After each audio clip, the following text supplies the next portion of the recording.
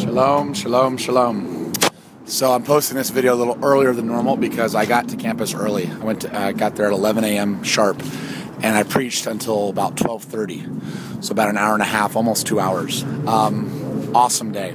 As soon as I got out there, the police came out. So I don't know what the deal is with the police, but they came out. As soon as I was there, there were like 2 or 3 cops that got out of the car, were just arrayed, and yet it was the calmest day it could be. So I don't know what the deal is, but the police were there for almost my entire time. They eventually left probably the last 30 minutes of me preaching.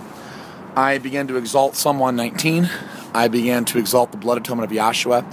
I contended with a lot of different people about atheism, the age of the earth. Again, I talked about all the evidences scientifically that the Bible's true, that the earth is only 6,000 years old, that the universe is only 6,000 years old. I explained scientifically from physics why we can see starlight that's billions of light years away.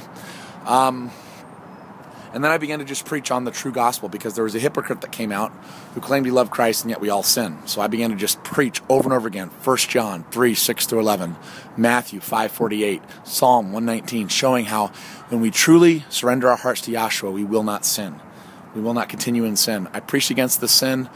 I shared my testimony. I shared my song, Springtime and Summer. There was a crowd of maybe 50 students or so. Probably at the peak when the police came out, it was up to about 50, but it was a very calm and sober crowd. It looks like for the first time I've had a breakthrough because 2 students specifically came up to me and asked me for a card and wanted to talk to me. One was Stephen, and he actually asked for my phone number, so I gave him my phone number, which is awesome. And then another guy's named Muhammad. Now, he's a Muslim, but I told him he needs to repent of his Islamist. And I gave him a card as well.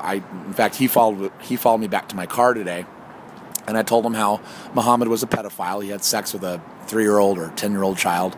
How he was a false prophet because he told people to live in opposition to Torah. He told people to not keep the right Sabbath. I told him that basically Muhammad's religion is hypocrisy because they say, oh, Moses was a great prophet, but they reject the words of Moses. So anyway, pray for him, Muhammad, and pray for Stephen as well.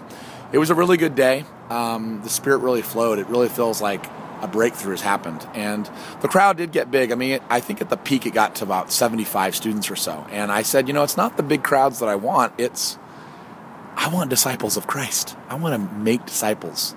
So I'm really hoping that people will start coming to Skype. Anyway, we're meeting tonight at 5 p.m. Pacific, 8 p.m. Eastern.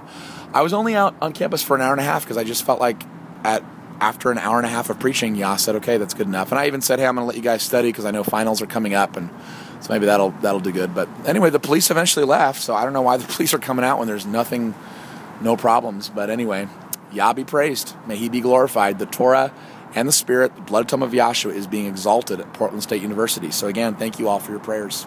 This is Daniel John Lee with Torah Restoration Ministries. It is the last day of the 8th month. It's the 30th day. Tonight, when the sun goes down and it's dark, begins the new moon, the first day of the 9th month. Shalom.